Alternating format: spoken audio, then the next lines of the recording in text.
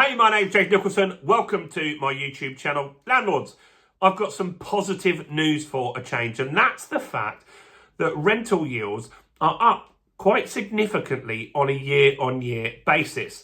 I believe that they're also going to go up significantly over the next 24 months. So in this video, I'm going to tell you how much rental yields are up, one area where they're very strong at the moment, and why I believe that they're going to go up significantly over the next 24 months. Now, before we do jump into that, as always, if you're new around here, please do subscribe to the channel over there and hit that bell notification. We're a smidge away from 54,000 subscribers.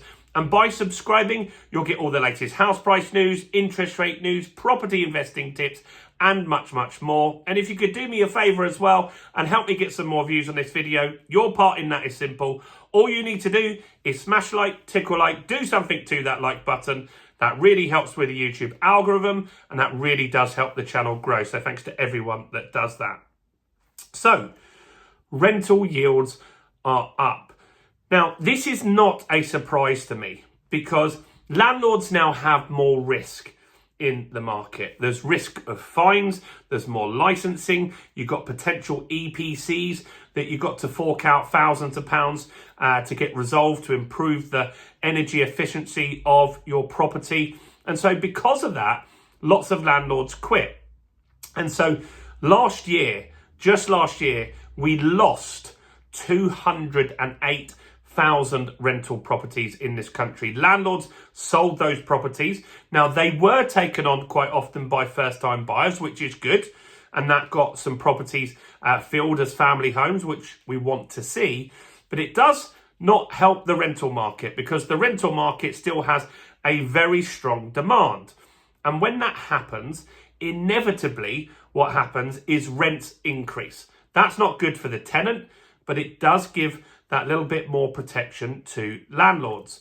Now, this survey and data was created by Fleet Mortgages, and they do a ton of buy-to-let mortgages. They're a specialist lender. You may or may not have heard of them.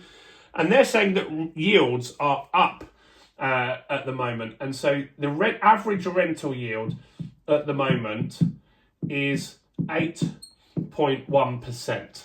Now, 8.1% is not insignificant, especially if you look at where are investors going to be able to put their money at the moment, because stock market has been very volatile. Cryptocurrency has been very volatile. I think it's about 40% down in the last 6 months if you have Bitcoin. So that's a bit of a concern for people. And so property has been an asset that over the last few centuries has been very stable. Now, you have had times where house prices have gone down. Of course you have. But if you don't sell and you're still collecting rent, you can do very, very well from it. Now, just this year, the yields have gone up 0.7% year-on-year increase. So that's not bad, is it? So we've moved into 8.1%. And I think that's going to get even stronger. You see, because we've got the Renters' Rights Act going through at the moment, haven't we? We've got the Renters' Rights Act on the 1st of May. The first phase of that goes into effect. And lots of landlords have quit recently. In fact, this week, I made a video where Shelter are screaming from the rooftops that landlords are taking an advantage due to the Renters' Rights Act and giving notice to tenants and leaving the market. Now, you can't put all these rules on landlords, make it harder for them, and expect everybody to stay in the market. So I do find it a little strange that Shelter's saying that, because they're the ones that lobbied for all this stuff to happen, and now they're seeing the consequences and landlords leaving the market. So landlords are leaving the market in droves. Last year, 208,000 properties became residential over rental properties, but we still need a huge number of rental properties. We've got lots of immigration, we've got people living longer, we've got people separating, and we just don't have enough properties in this country. And so because of that, I think you're going to still see yields grow even higher.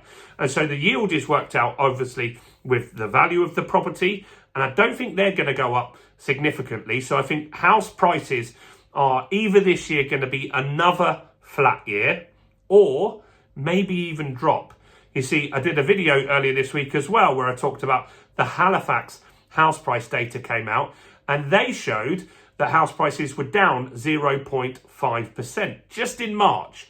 That's not insignificant, is it? So that's a fairly big drop just in March that they saw. If that carries on, that means the house prices will go down, and so the yields could potentially go up. But where I think yields going to get stronger is due to the fact that you're going to see more rental increases. I think the supply is going to shrink.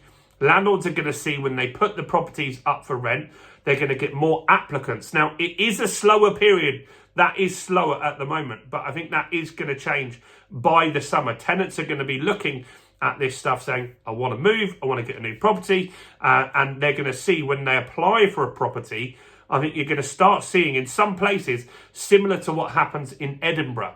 So in Edinburgh, a lot of landlords quit the market. They over-regulated over there. That made landlords sell.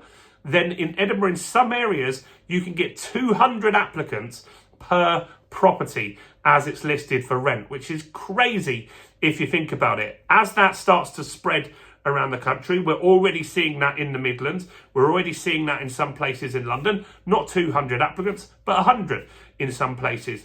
As that spreads, that means the next time the landlord will list, they'll increase the rent a little bit and just see how much they can get that time.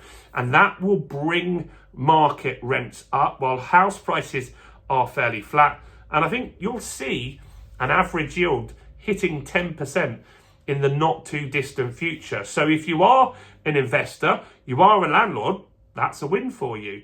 And that does give you a little bit more protection, a little bit more money to do the EPC stuff, should you need to do it, to afford to pay licenses, and just to make sure your property is of a higher standard so you don't have any problems with this Renters' Rights Act. What will also happen eventually is the war in the Middle East will fade. That hopefully will end. Maybe even this weekend, who knows? We've got peace talks happening with that. That means mortgage rates will come down and your profits will also increase that way. So buy-to-let, buy-to-let and investing in property, I think still has some legs left in it. You just need to do it the right way. And if you want to learn how to do it the right way, we can teach you that. We have something called the Property Accelerator. It's less than £200. You can pay in instalments. Go and check it out. It's in the description. Go and see what it's all about and look at the strategies that are higher cash flow, higher yields, like serviced accommodation, like HMOs, like adding value to your property as well by increasing the equity, buy, refurbish, refinance, rent. We teach you all of that. It's in the description, so grab that while you're here. Do like the video and subscribe. Please also check out all the other content as well on the channel, including this video right here.